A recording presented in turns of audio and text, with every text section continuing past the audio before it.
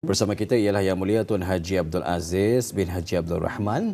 Beliau ini merupakan pegawai eksekutif Jabatan Haji dan Umrah Darussalam Services. Assalamualaikum Tuan Haji. Waalaikumsalam warahmatullahi wabarakatuh. Apa khabar pagi ni, sihat ya? Alhamdulillah sehat. Alhamdulillah. Selamat datang ke Lepai Pagi. Ribuan terima kasih di atas masa yang diluangkan pagi ini ya.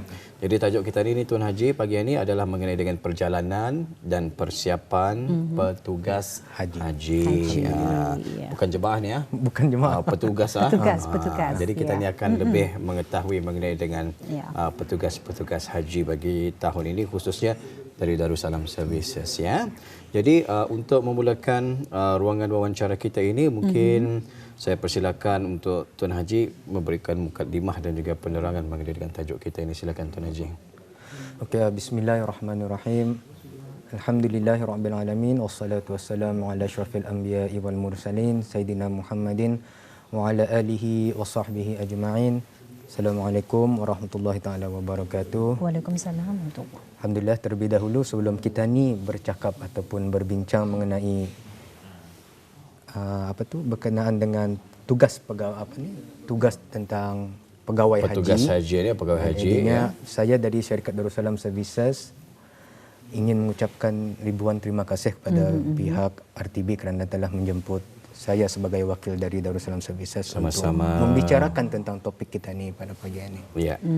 Okey, berkenaan dengan yang ditanya tadi itu tentang tugas pegawai haji itu. Siapa sebenarnya petugasan ini Tuan Haji? Okey, berkenaan dengan bercakap tentang pegawai haji ini, petugas pegawai haji, durang ini setiap syarikat haji yang telah dilantik oleh yang telah dipilih untuk membawa jemaah haji, durang ada pegawai-pegawai haji durang sendiri. Itu adalah dari syarikat. Manakala dari sisi kerajaan, kerajaan telah melantik beberapa pegawai dari Jabatan Urusan Haji dan juga Kementerian Kesihatan. Mungkin durang itu memang bukan lagi mungkin, memang durang itu menjadi wakil kerajaan di sana untuk berbincang dengan pihak-pihak berkepentingan di Saudi tentang ataupun kepentingan jemaah kita ni di sana semasa berada di sana, mungkin dari segi tempat tinggalnya dan peraturan-peraturan yang perlu diikut dari segi logistiknya.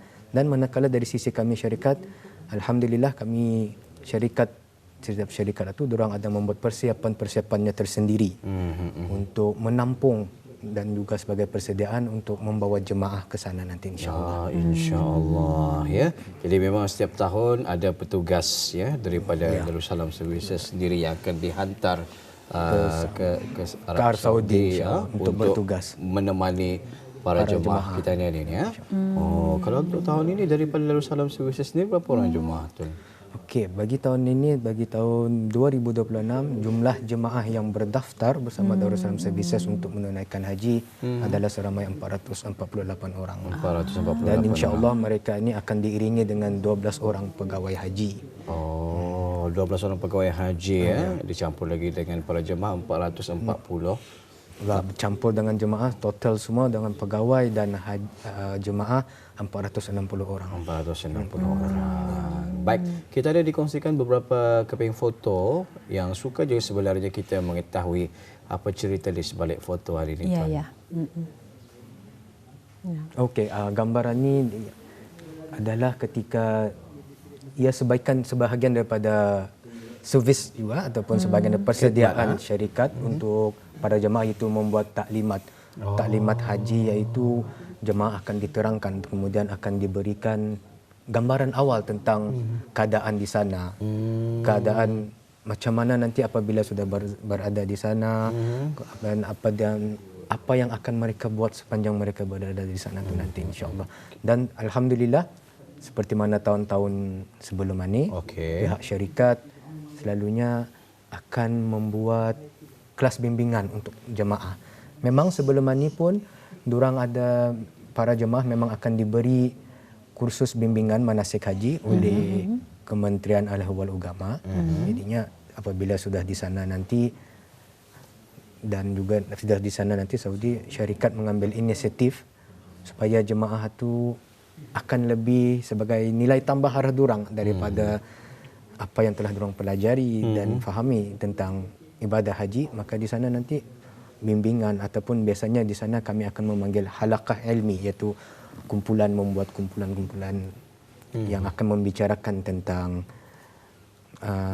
tentang ibadah haji itu, apa yang perlu mereka buat sepanjang mereka bersana. Pasal durang di sana tu sebulan lah.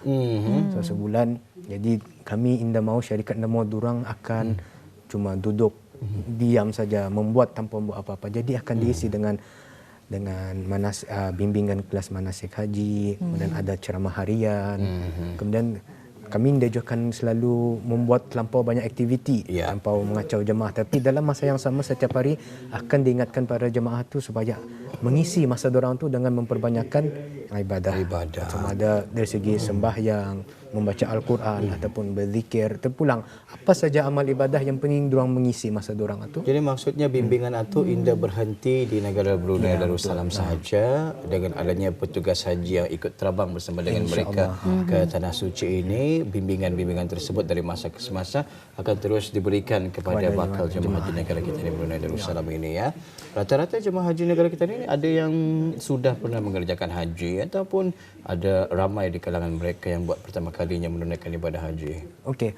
Untuk tahun ini rata-ratanya memang ada yang memang pernah sudah ada yang mengerjakan haji. Namun begitu, walaupun ada yang sudah mengerjakan haji, namun kami merasa tanggungjawab kami untuk membimbing jemaah itu. Selain daripada menjaga kemaslahatan durang dari segi hotel durang, harian durang, kami juga merasa tanggungjawab supaya durang dapat merasa apa sebenarnya haji itu. Pasal haji itu bukan sekadar turun sana, balik Brunei, haji Arafah, buka Arafah balik Brunei. Haji lebih daripada itu. So memang akan timbul inisiatif untuk kami untuk membuat bimbingan itu. Sentiasa hari-hari itu durang diberi nasihat supaya surang akan lebih bersemangat dan fokus untuk melakukan ibadah. Ya, alhamdulillah ya. Jadi kalau kita boleh tahu ni, apakah antara aktiviti akan diadakan untuk sepanjang musim haji kali ini? Mungkin boleh kongsikan. Okey, alhamdulillah seperti mana yang saya terangkan tadi dan juga seperti mana tahun-tahun lepasnya pihak syarikat akan terlebih awal menyusun aktiviti. Seperti yang kita ni tahu, memang aktiviti melawat itu memang aktiviti melawat sekitar kota suci Mekah dan Madinah. Dan juga syarikat telah menyusun beberapa siri ceramah khas ataupun kelas bimbingan manasik haji seperti mana saya cakapkan tadi, supaya jemaah itu diorang akan merasa diorang itu rasa terjaga, bukan sekadar dari fizikal diorang, tetapi insya-Allah pihak syarikat akan berusaha memenuhi diorang punya spiritual diorang itu dengan memberi ceramah, memberi bimbingan, dan selalunya sebelum hari Arafah, selalunya hari Masyair, pihak syarikat akan membuat satu taklimat khusus sebagai persediaan jemaah itu untuk pergerakan diorang untuk masuk ke Arafah, persediaan untuk diorang untuk mengerjakan wukuf di Arafah dan juga di Mina. Dan di samping itu juga untuk keselesaan para jemaah seperti yang ada kita lihat dalam TV itu, Darussalam Services juga akan membuka pejabat urus setia. Di mana? Di setiap hotel penginapan jemaah Darussalam Services.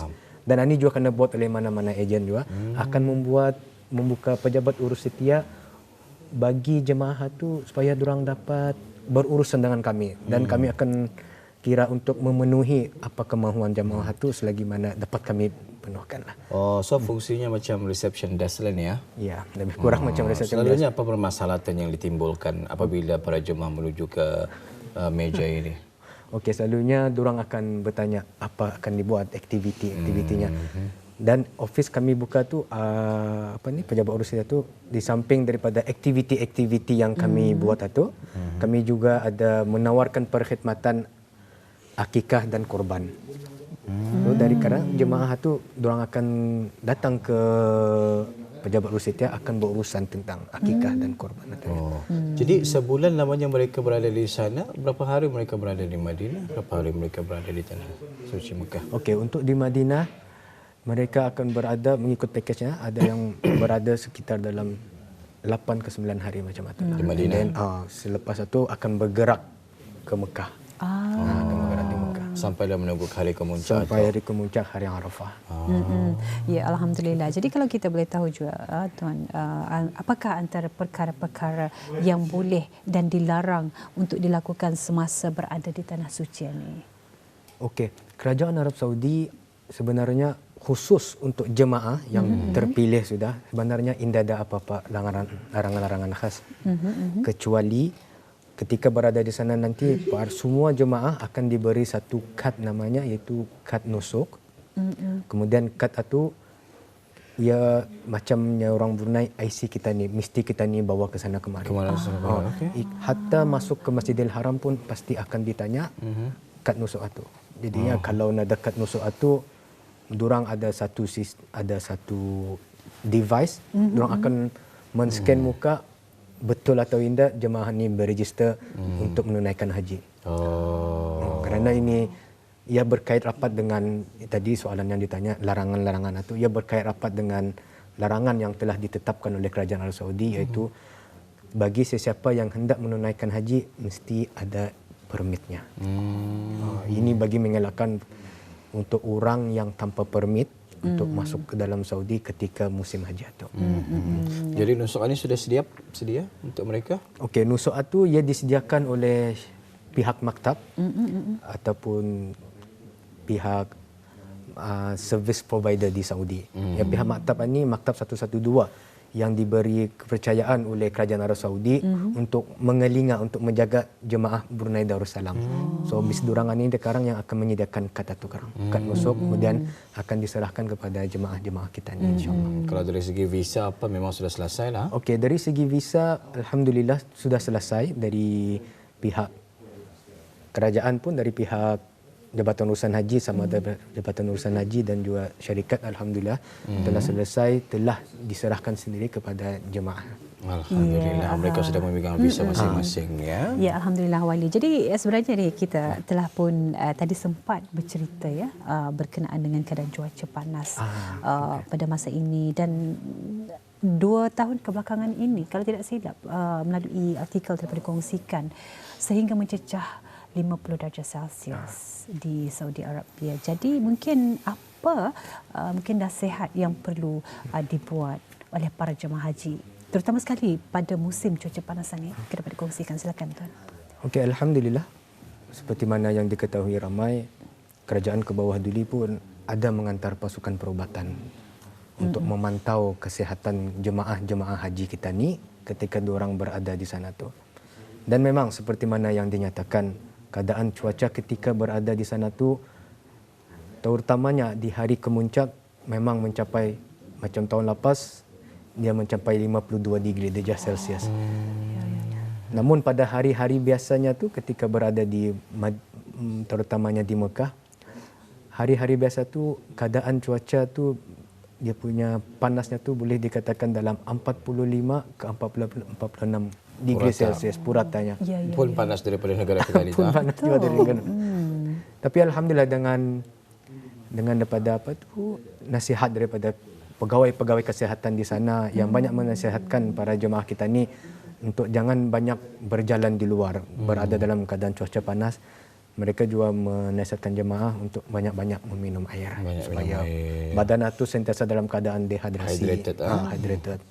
Dan juga sebagai alang-alang juga sudahannya, sebagai persediaan awal untuk jemaah kita ni yang akan berangkat, mulai dari awalan ni kalau boleh banyakkan membuat aktiviti berjalan kaki, brisk walk ni orang kita ni.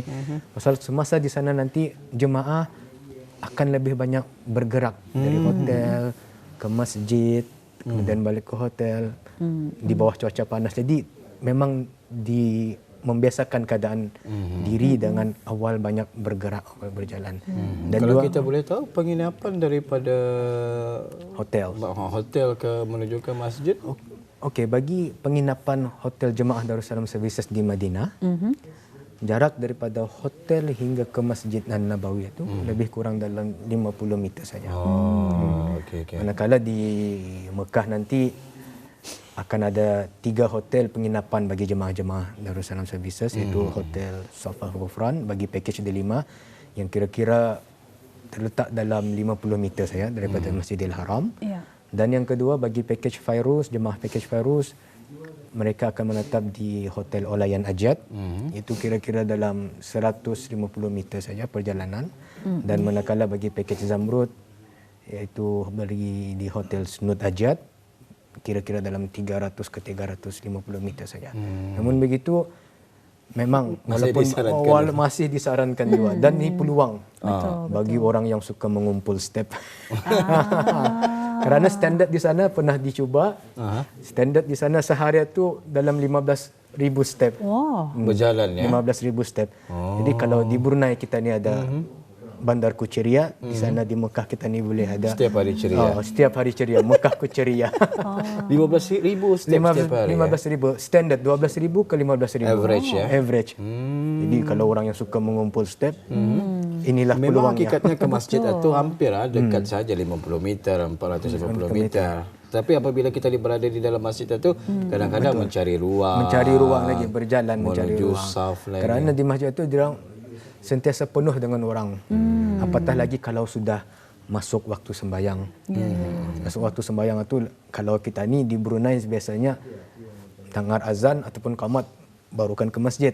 Di sana kalau terutamanya di Mekah, jemaah disarankan 45 minit ataupun sejam sebelum masuk waktu untuk bergerak lebih awal ke masjid untuk mengambil tempat yang sesuai dan selesa untuk diorang. Kalau sudah limpas ataupun qamat barukan jalan, bismillahirrahmanirrahim, memang akan simpan di tile putih di luar ataupun di dalam shopping mall. Ini bagi jemaah yang suka ingin merebut peluang mengambil pahala bersolat di Masjidil Haram, jadi digalakkan untuk diorang berjalan lebih awal 45 minit ataupun sejam. Dijangkakan tahun ini para jemaah haji seluruh dunia berapa, Tuan Haji? Setakat ini, setakat yang dimaklumkan, diketahui, cuma belum lagi faktanya, kemungkinan dalam 3 juta, 3.8 juta, 3.8 juta teman-teman. Kalau dari kita ni sendiri, Brunei Darussalam, kota kita ni 1,000. Ya, 1,000. Berbanding dengan 3 juta lebih itu, agak ramai juga nanti akan berada di Tanah Suci ya. Ya, Alhamdulillah. Jadi ini memang setiap tahun ya kita ni akan membuat persiapan dan juga persediaan rombongan awal ya. Pejabat urusan jemaah haji, pentadbiran dan perubatan bagi musim haji tahun ini, yang mana seperti yang dikongsikan terdiri daripada 13 pegawai ya, yang telah pun bertolak ke Arab Saudi bagi buat persiapan awal pengurusan hal ehwal haji sebelum ketiba jemaah haji negara Brunei Darussalam. Baik, untuk akhirnya harapan daripada pihak kita bagi musim haji untuk tahun ini, Tuan. Harapan itu sama tahun-tahun. Jadi yang paling penting harapan kami adalah kerjasama daripada jemaah. Kerjasama daripada jemaah demi untuk kelancaran operasi pergerakan jemaah ketika berada di sana, Tuah. Dan yang kedua adalah mengharap segala perjalanan ataupun operasi yang telah dirancang itu mengikut apa yang telah dirancang. InsyaAllah. Jadinya memohon daripada semua agar mendoakan bukan saja jemaah Darussalam Services tetapi untuk semua jemaah haji negara Brunei Darussalam supaya urusan mereka ketika berada di sana tu dipermudahkan, dilancarkan, terutamanya ketika berada di Arafah tu, doakan semoga jemaah kita ni tu dalam keadaan sehat walafiat, dapat menunaikan ibadah haji dalam keadaan sehat dan balik ke negara Brunei Darussalam pun dalam keadaan sehat walafiat. Ya Rabbal Alamin. Sawalnya bila mereka akan berangkat, Tuan Haji? InsyaAllah bagi penerbangan pertama, jemaah akan berangkat pada 4 hari bulan Mei dan seterusnya 5 hari bulan Mei, 6 hari bulan dan terakhir pada 7 hari bulan Mei, insyaAllah. Jadi ada 4 penerbangan 4 penerbangan. Mereka ni akan landing di Madinah, insyaAllah. Ya. Jadi untuk kesempatan ini juga nasihat untuk bakal jemaah haji dan juga keluarga yang berada di Brunei. Jadi mungkin sebelum itu kita akan saksikan. Ada video yang disediakan. Ada video, ya. Kita suka dengan paparan klip video yang disediakan ini. Ya.